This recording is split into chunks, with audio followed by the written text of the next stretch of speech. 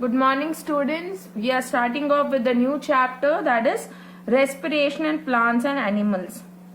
Energy is a basic requirement of all living organisms. Without energy, we won't be able to carry out any function. So energy is very important. Energy is obtained from the food consumed. So where is the energy obtained from? It is obtained from the food that is consumed. Respiration is a process through which energy from food is released for use by the body.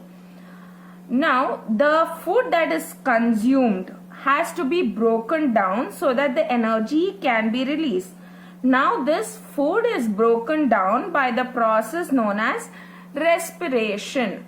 I'll repeat, the food is broken down with the help of respiration by a process called as respiration so that the energy is released to carry out the various activity.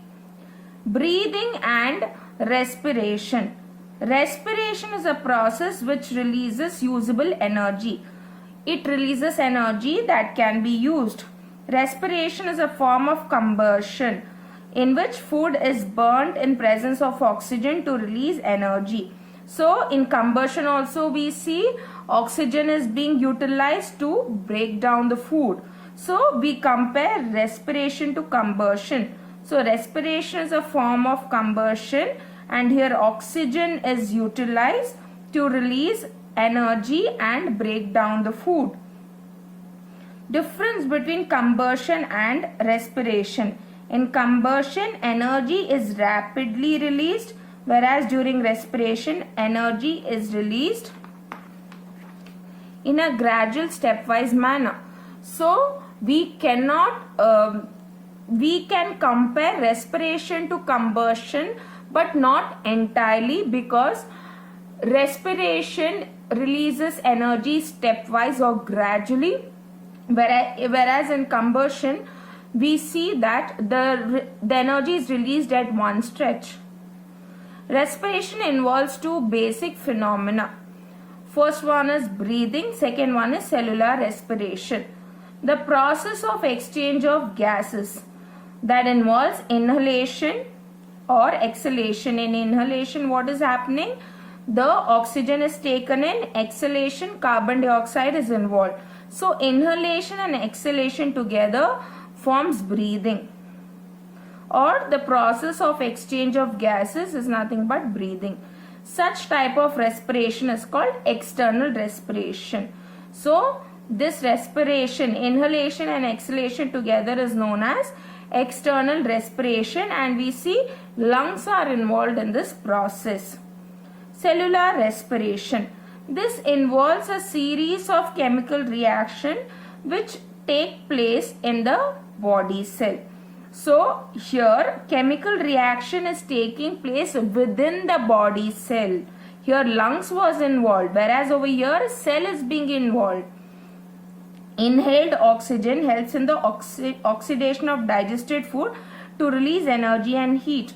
See, the oxygen which is inhaled is taken inside the cell and the food is broken down in presence of oxygen to release energy and heat.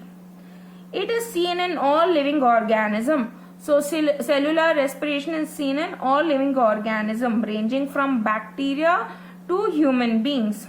It is called as internal respiration. Since it is happening within the cell, it's known as internal respiration. Let's try to understand the difference between breathing and respiration. Breathing, it is a physical process in which oxygen is taken in and carbon dioxide is given out. So breathing just involves inhalation and exhalation. It is a physical process. Respiration, it's a biochemical process in which glucose from food is oxidized to carbon dioxide and water. So what does respiration involve?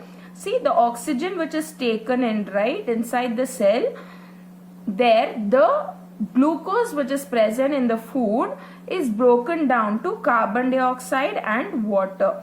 So that is nothing but respiration. It occurs outside the cell. So it's happening outside the cell. Lungs are involved. It occurs inside the cells. there is no release of energy. During inhalation and exhalation, there is no release of any energy. There is gradual and stepwise release of energy. So in respiration we see there is gradual stepwise release of energy over here. Respiration in plants. Now we know plants use carbon dioxide to prepare food and release oxygen. So carbon dioxide is used to prepare food by means of photosynthesis, and as a byproduct oxygen is released. During the night time, what happens in plants? It uses some of this oxygen to oxidize, means to break down food to produce energy and carbon dioxide in the process. In the night, the oxygen which is being released, so that oxygen is used by the plants to produce energy and carbon dioxide. Exchange of carbon dioxide and oxygen in plants occurs through the process of diffusion through small openings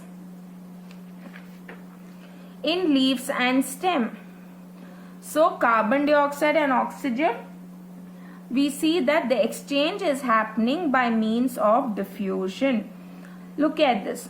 Diffusion, I will explain to you what exactly it is.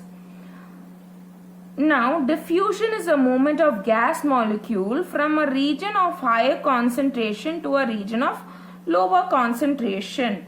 Now, what do I mean by this? Can you look at the A section? There are more number of gas molecules. If there are more number of gas molecules, what is happening? It is moving from a region of higher concentration where there is more number of molecules to a region where there is less number of molecule. Same way it's happening in plants. There is lot of carbon dioxide molecule outside, that is in the environment. So what is happening within the plant? The carbon dioxide is less.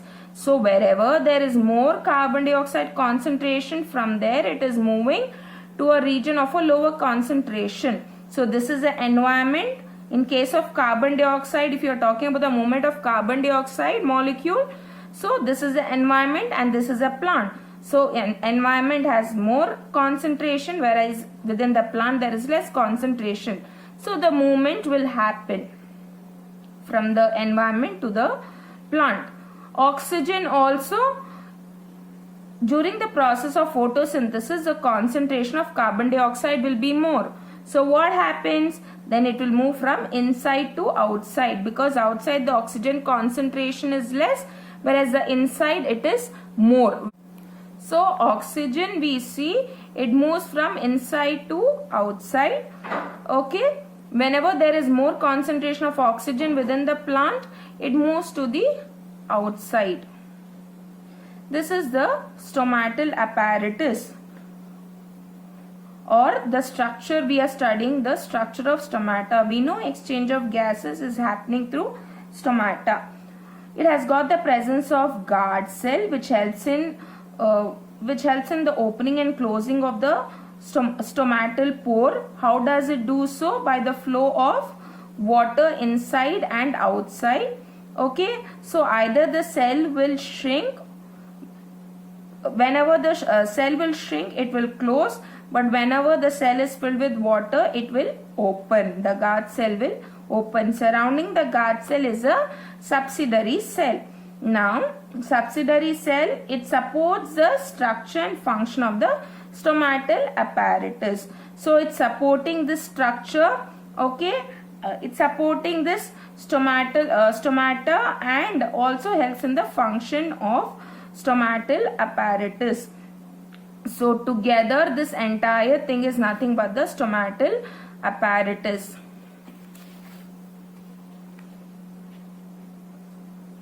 Now the exchange of gases is happening place through stem also by means of lenticels. Lenticels are tiny structure or tiny pores on the stem by means of which exchange of gases can happen. Now respiration and roots. We will study respiration in roots. Now soil particles have surrounding them they have got air. which has got the presence of oxygen. So that enters the root cells, and we see root respiration is taking place by means of that. Soil particle is surrounded by air, and the air has got the presence of oxygen.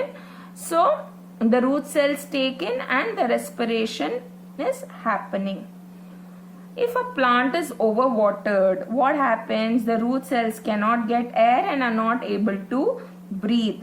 That's why we are not supposed to overwater the plants, because the root cells cannot get air and they won't be able to breathe.